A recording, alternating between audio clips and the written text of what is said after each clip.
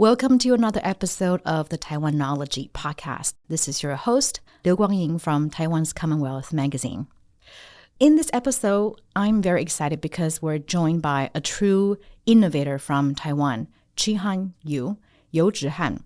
He is the CEO and co-founder of Appier, a global leader in AI-driven software solutions. And we will get to hear all about how it works later. What's interesting is Taiwan is often celebrated for its world-class hardware manufacturing, especially in semiconductors.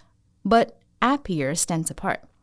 As Taiwan's first AI software unicorn, it has captured global attention. What drives its success and what's next for this trailblazer in Taiwan's tech ecosystem? We talked to the key man. From earning a PhD at Harvard to pioneering artificial intelligence applications, Chih-han has navigated a fascinating journey. First, he started, I believe you started making self-driving car technology to building one of Asia's most prominent tech companies. Since 2021, Appier has been listed on the Tokyo Stock Exchange. We are going to explore how Yu and his global team turned their numerous ventures into billion-dollar success story, and why he chose to bring his vision back to Taiwan. Welcome to the studio, Chih-han. Thank you so much for having me. Yeah, thank you. Okay. So, we talked about the startup you created. Can we still call it a startup? I think it's more than 10 years, right? And Appier. By the way, I never knew how to pronounce your company's name until just a few weeks ago.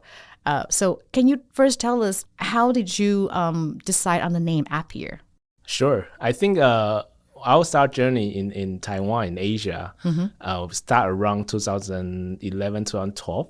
Okay. But in the beginning, it wasn't that smooth. Okay, 12 years ago. 12 years ago, we experienced 8 or 9 types of values. Okay. And a lot of pivots across different industry and also different software application based on AI. Right. And around the 8th or 9th time of pivoting, and we decide that we want to focus on B2B, and also we want to focus on to provide AI software in the marketing space. Okay, business to business solutions. That's correct. And then at the same time, because of the team has experienced so many types of value, right, the morale is a little bit down. So we decide to have a little bit more delightful names. To cheer people up. Yes. And then so we believe that Appier names, AI make you happier, and also make ourselves happier. Right. So it's a delightful name. We want to use this name to change the destiny the mood and the destiny of our team and to make it much more inspirational and also motivate everyone to move forward for the new venture.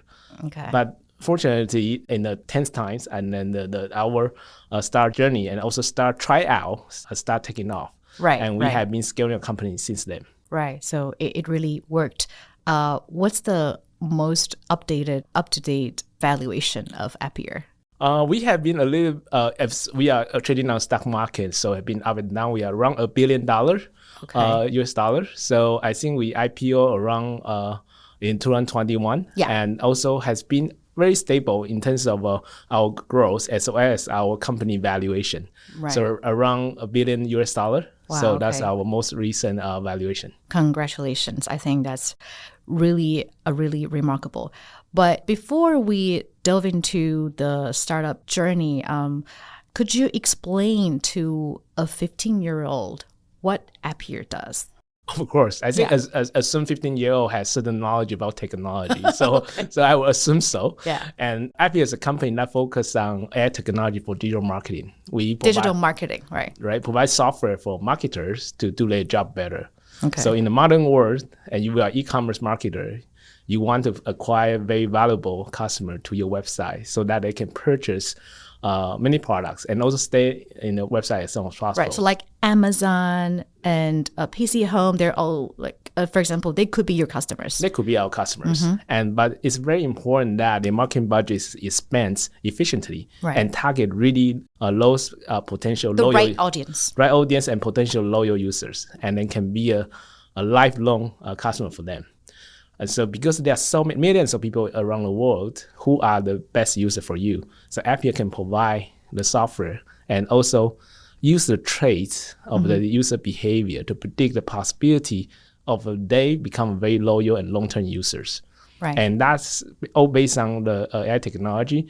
And each customer, when they see the ads, they see a different timing and different content, and also different value proposition about your product. Wait, so you were saying that in the same office, Right. my colleague sitting next to me, if we open the same website, for example, Amazon, we will be seeing different ads because we like different things. That's correct. And our dream is to make a marketing message or advertisement as content. So everyone likes different content at different timing. But our AI technology can potentially mine in your most recent behavior and predict the content you want most. And also present in a way that is most comfortable for you to read and digest at that moment. So for example, assuming that my colleague and I, we both like yoga apparels, but she likes fiction and I like poetry. So I would be reading the add words like poetry, and she will be reading like fiction, something Exactly. like that. And then our most recent technology based on large language model can help you to achieve that. Even with the same product, some people actually want to have a lower price. Some want to have a very high-end I like to spend. product. That, for example, you are a great customer. We want to present you the most expensive and most high-end product, and also present it in such a way that you feel you have to buy it at this moment.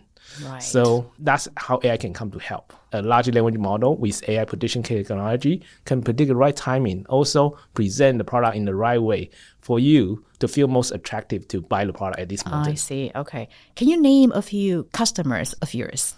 Yeah. For example, like in game industry, like Blizzard is our customers. Like Blizzard, the most, and around I think 70 to 80% of top e-commerce site, top 10 e-commerce site in Japan, Korea, and also Taiwan are all our customers. I see. Yeah. At this moment, there's so many. I cannot name all of them, but I also don't want to only say a few of them. But we have a very high market share in the top e-commerce sites. Okay, let's put it this way. If you sell things on the internet, you are very likely a customer of Appier. That's correct. And then we love to partner up with many customers because we want to bring the business efficiency through technology and also help them to get very predictable return on investment through marketing spending. Okay. The marketing spending, there's a saying that you will spend a marketing dollar, but you're not sure.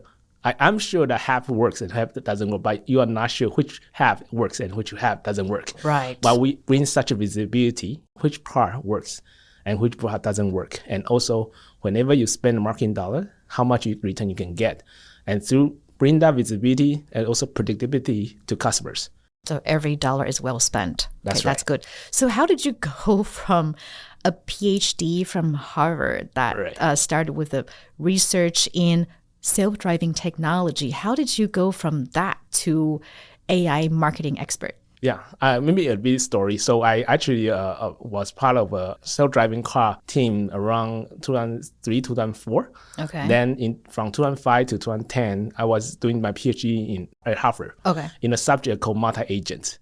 Multi-agent is now, again, a very hot topic in the field because you can think that one large language model is an agent and how multiple AI collaborate together to come up with the best answer for the human. So I was studying how multiple smart and intelligent agents should collaborate together and how the efficiency can improve over time. Intelligent virtual agents. That's correct. Like that. Okay. Yeah, but it was literally really so virtual. So I can only apply to some of the what we call novel applications such as robotics and also some of the, like what you say, self-driving car to have proof of concept, how it works. But it never really worked in real life. And there was one day around 2010, I was driving in a car myself. I still remember very vividly. I drove into the garage and parked the car like what I usually did. But I feel like I already have built a self-driving car can do this 6 or 7 years ago, but why am I still doing myself? Right. And then I started going back, trace back all the AI application I have built in the past few years. I found that, and also I tried to estimate how long it will come to life, come to real life. I found that I can only get to see them on the market when I retire, if I So like in 40 years or something. in 30 or 40 years, you can imagine someone really look forward to start a new job, but you realize what you invent can only be realized when you retire. I feel like I will have an empty career, and then if I continue pursuing such futuristic applications. So you felt cheated. I don't feel cheated. I feel I have to change it. Okay. I have to change it. I have to change my destiny. Right. So I decide to, can we focus on something can make impact now rather than future? So that's why we start Appier and start focusing on making software intelligence. Right. But then I think you also talked about the 8 or 9 failures before you launched Appier. So how did you start in your startup journey? In the very beginning, it wasn't easy because I was a scientist, right? Scientists, we always, like a research article, we always focus on technology, then application, then how it can be applied to. I have been trained with this logic for years, and I've been very good at this. So when in my first few startups, I also follow this logic. I have this great AI technology, then I turn into application, and I try to find customers. Right. But that's not how real life works. Okay. And when did you realize? Only probably after 3 or 4 times of value, I realized that I should find a market first, then try to build application and find if less relevant AI technology, we can be differentiated. Right. So the other way around. Totally the opposite. So we learned that in a hard way. And also through 3 or 4 times of value, we almost burn 70 or 80% of the funding, the start funding that we have. Okay. So we feel we have to change. Otherwise, we will die very soon. And so that was the moment that we learned this lesson in a hard way. Yeah. Right. And then also another way is like we actually spend too much time in our office rather than talking to our customers. But that was a book published around 2010 called Lean Startup. That has a deep impact to how we do things. And then after studying that, how like talking to customer can actually help you iterate the product faster. Right. Our 4th time and the 8th time trial has been much shorter and also much more agile and also much more market linked. And eventually we'll have been able to find an idea can continue scaling until now. Right. 8 failures. I think that's really remarkable. I think some people or most people will probably give up after the 3rd or 4th time of failure. Why did you keep going forward? Yeah, I'm the kind of person that I feel like as long as you put in the efforts, you eventually see some result. And in my academic career, I also have been trained to be very persistent and also continue pursuing my goal day by day in a very disciplined way. And that has a deep impact, early days of a startup journey, also until now. When we have failed so many times, I always try to encourage ourselves that next time will be better. At least each time we learn something. Unavoidably, we feel super frustrated about each value. We feel we cannot build anything that really fit into market. Yeah, nobody's going to buy it. Nobody buy it. And then we also feel very hurt that when someone feel our idea was too crazy and too naive. But every time we have learned something out of it. And I just set a goal that I want to try until the last dollar left in the bank. Okay. But fortunately, we probably already burned 95% or 97% of funding. We actually make it work when we have very little funding left in the bank. And that's sort of the turning point. We almost hit the cliff over edge. And so, but luckily, we actually depart at that moment. Yeah. So what was the most pivotal decision before you chose to come up with the AI marketing solution that's called Appier? So what was the key difference that you make before you launched Appier? I want to tell a story. So I still remember vividly that how we come up with a marketing space and how we can come up with idea to apply AI into marketing. Might be very straightforward idea, but thinking that back 12 years ago, nobody had thought about apply that in depth. But I remember that we went to a customer, tried to present some fancy AI feature software for them to buy. But he said that I have some problem you can help to solve for me.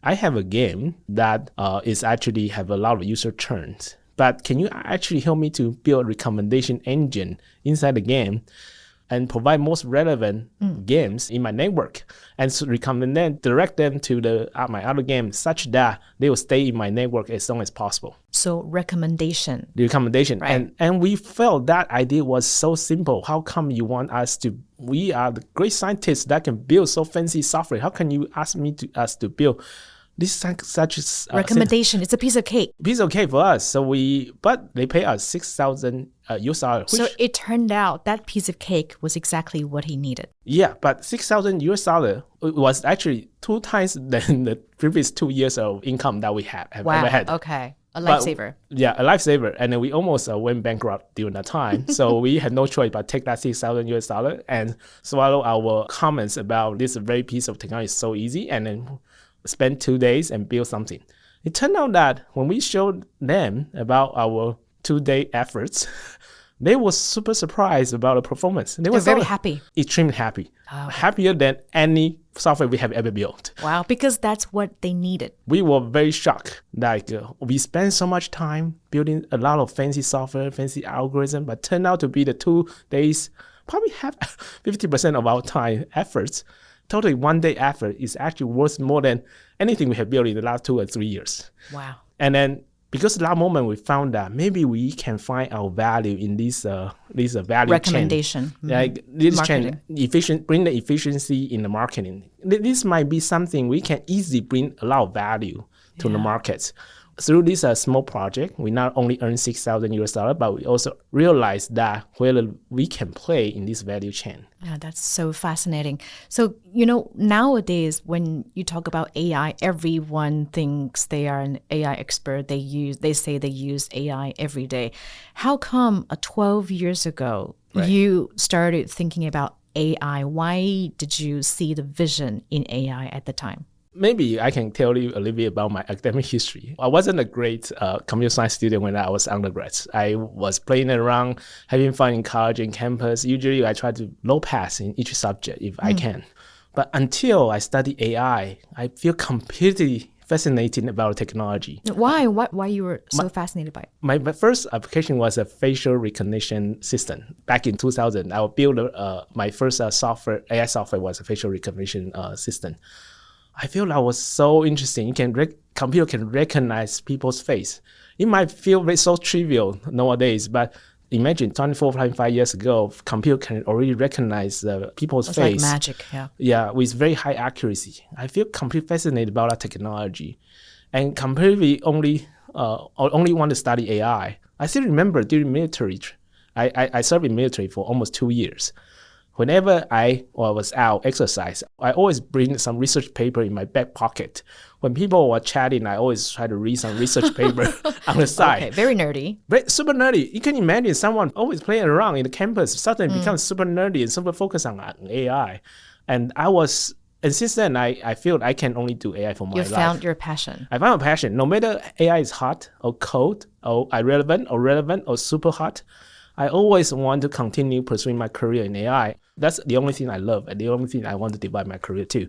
I feel I found a true passion. That's why whenever there are a lot of difficulty, like 8 times or 9 times failure, at least I'm doing the technology and building the technology, learning the things that I really love. Mm-hmm. You found your passion more than 20 years ago. That's right. And you were one of the visionary pioneers in this field. And it feels like the world has finally caught up to you in the past few years. Right, so we're going to take a short break. And when we come back, we're going to talk about Chih-han's start in Silicon Valley and why he chose to bring Appier back to Taiwan.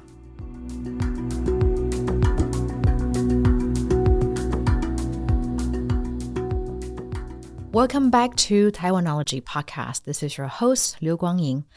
In our studio today is Chih-han Yu, the CEO and co-founder of Appier, an AI marketing software solution provider based in Taiwan. So before the break, we were just talking about how Chih-han first built the company, not in Silicon Valley, but in Boston.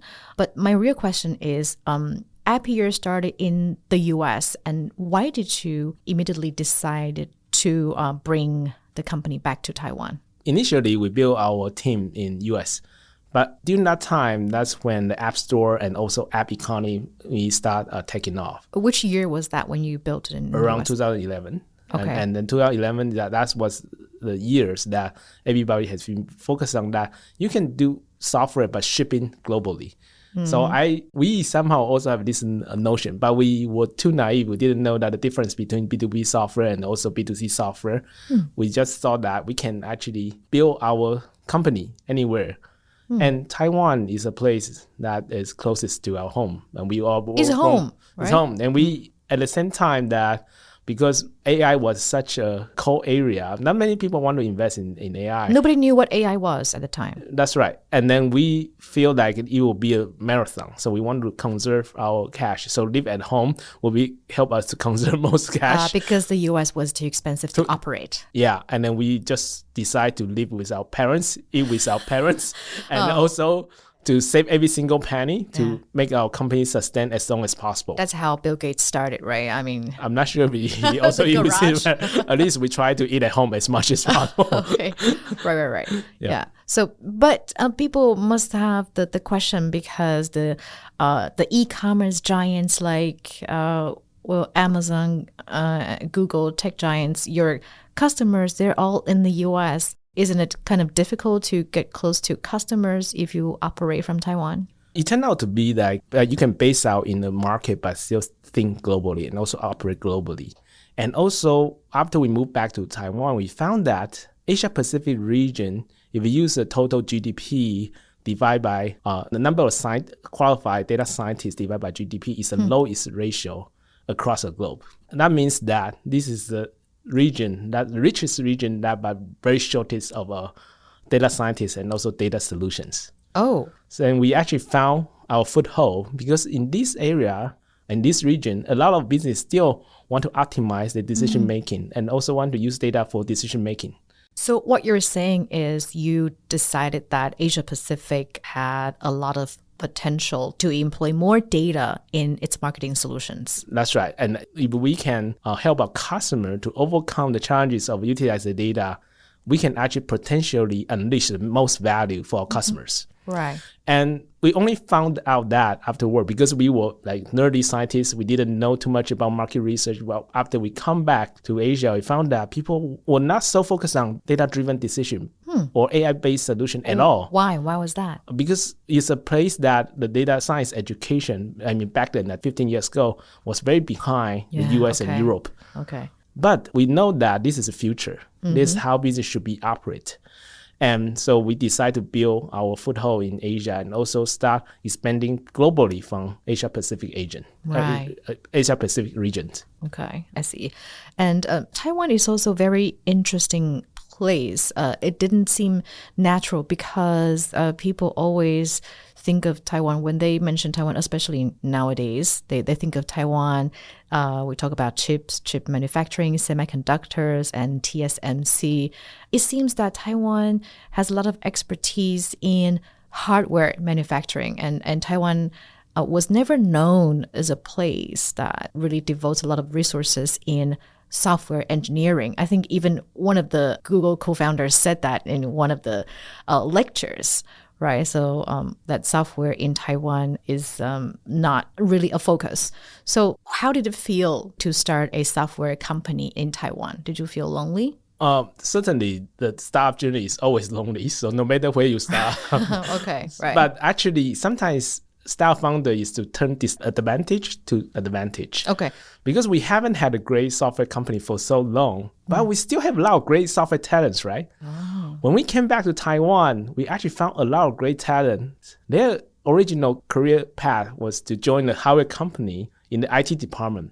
Because our establishment in Taiwan, they found that they can actually become a mainstream of our products. Software engineer. Oh, because they were like the sidekick in those hardware companies. Exactly. But if they join our company, they can be the major force of driving the innovations.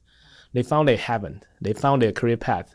Believe it or not, there are a lot of great machine learning scientists who are not doing anything related to AI or machine learning at all. They were making chips. They were trying to help the chipset company to do some IT things, but because of our existence, they can actually come back to the area they love. Oh, okay. We suddenly found a lot of such great talent, but frankly speaking, you don't need a lot of talents initially when you build a company, but you can actually pick from the pool of talents, the very high quality one, to build world-class team that is sometimes even better than any peers globally. So that's how we start. So turn a disadvantage to advantage. Right. And so a lot of time you can think about things from both sides, but we tend to look at the bright side and try to also leverage the bright side as much as possible. Right, yeah. So that's, I could feel that if I was a software engineer before Appier, I had very limited options. I could probably work at Google or, just these American companies. But now there's Appier. I could work there right now. Yeah, they can work in Taiwan, but their idea, they can be headquartered and also the original source of all the innovation and also ship their product globally. So isn't great that at home that you can actually have global influence. Yeah, and also you have agency and have the confidence to say that these are solutions designed by Taiwanese in Taiwan. I think that's really something. And I think what's interesting, my next question is about going to market.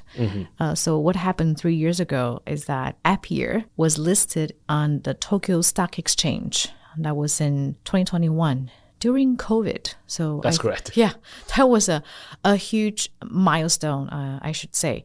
A lot of questions here. Why did you decide to go public at that time and why Tokyo? Around 2019, our whole team was thinking about that whether we want to build this be a long-sustaining business or we want to be part of the group.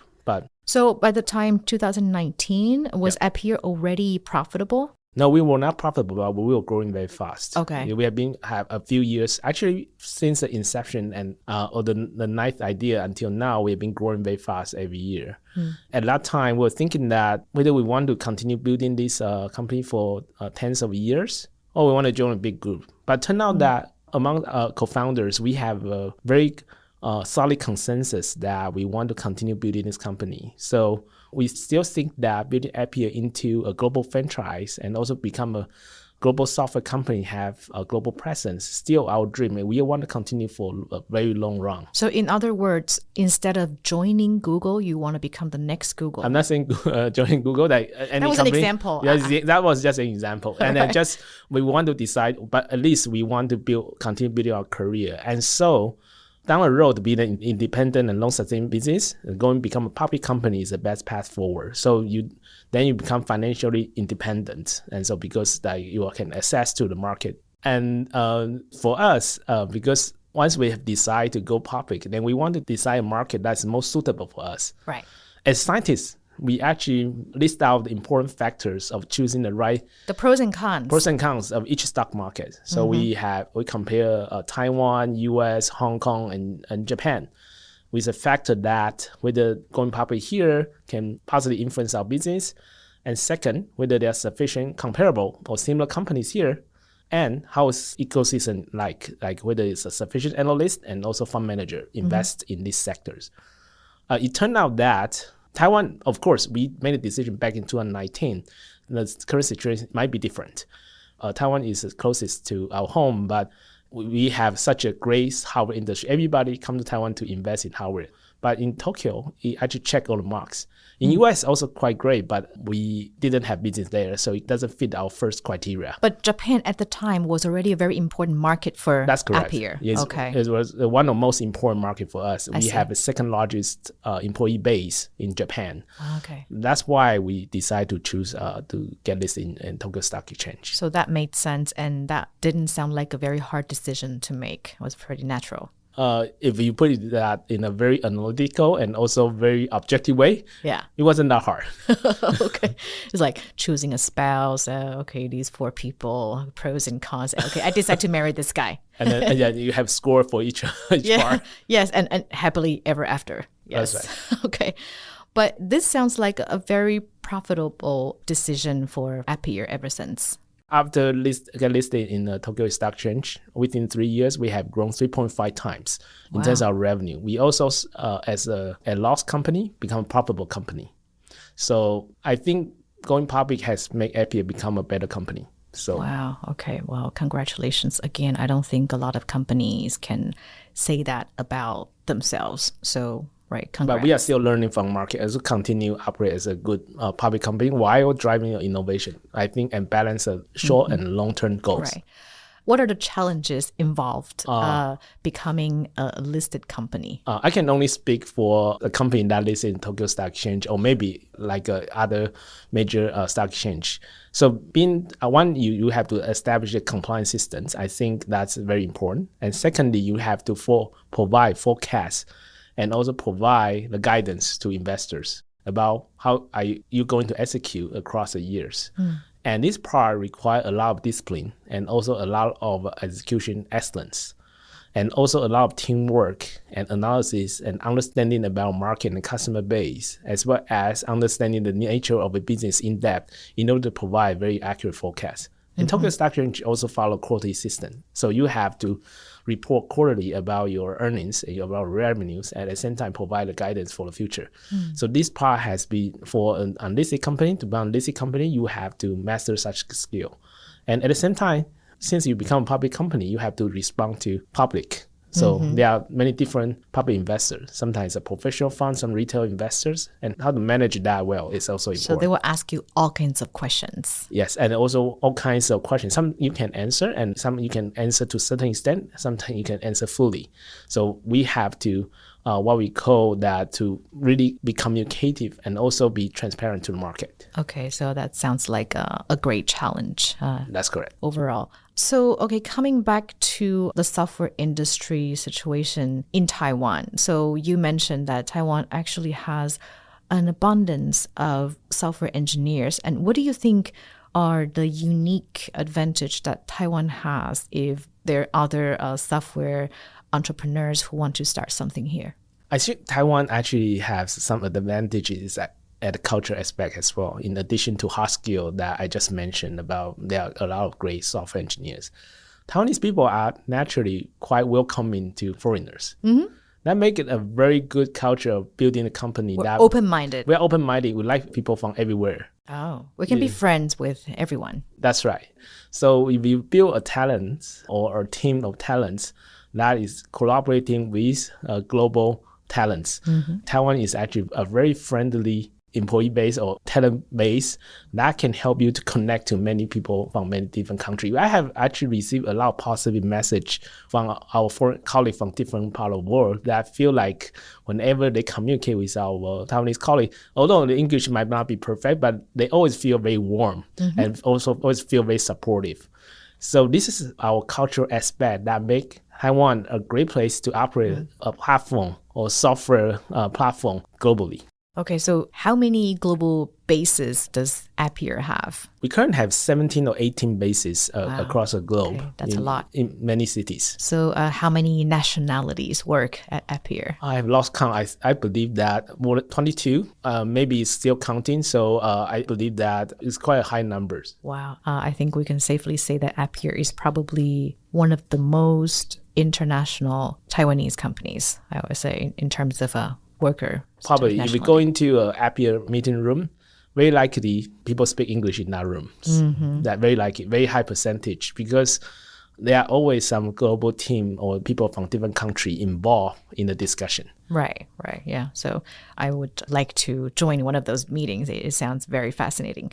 Right, but then I think my next question could be a bit challenging, because if you're saying that Taiwanese people are open-minded, we can collaborate with so many different cultures, and also we have a lot of software engineers.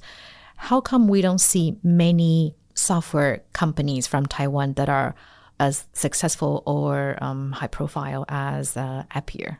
I think it's not about Taiwan, it's about how you can scale industry from small country to global scale.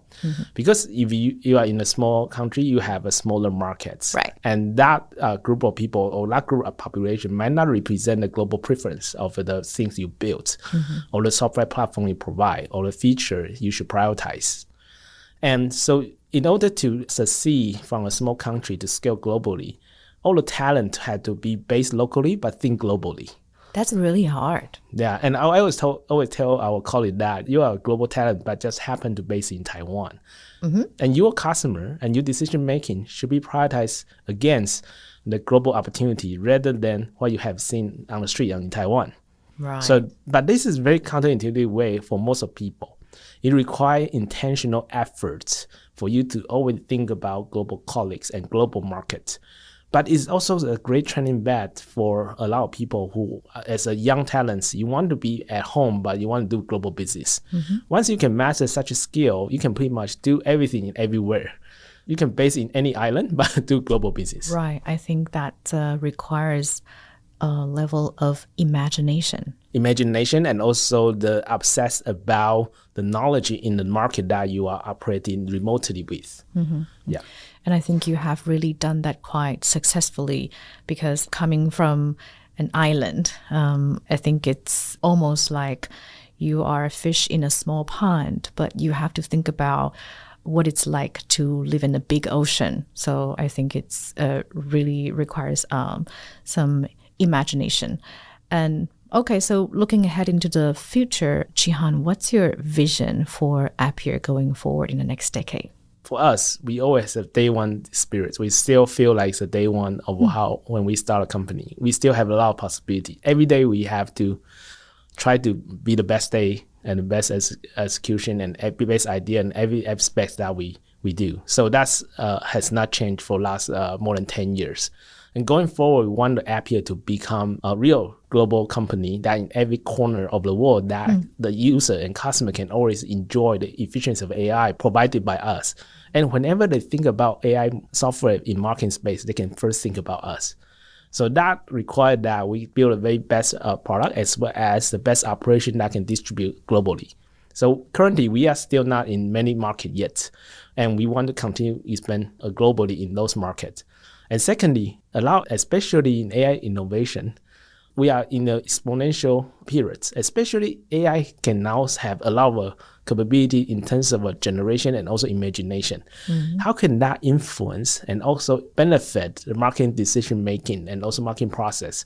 That's where the area that we want to devote a lot of efforts in, and also try to be the best and try to innovate every day and try to broaden our impact globally. Okay. Wow. It sounds like sky's the limit. That's right. Right. Good. So that's all we have time for today. And we have to thank Chih-han for coming into our studio. Thank you for having me. Thank you so much. Thank you. Right. So that wraps up today's episode. If you enjoyed this podcast, please take a moment to leave a review or shoot us an email. To read more in-depth reports on Taiwan's emerging software industry, please visit CommonWealth English website. Our next episode will be available February 11th. This show is produced and edited by Zhang Yayuan and Wang Weiru. I'm your host, Liu Kwangyin. Follow Taiwanology wherever you get your podcasts. Until next time.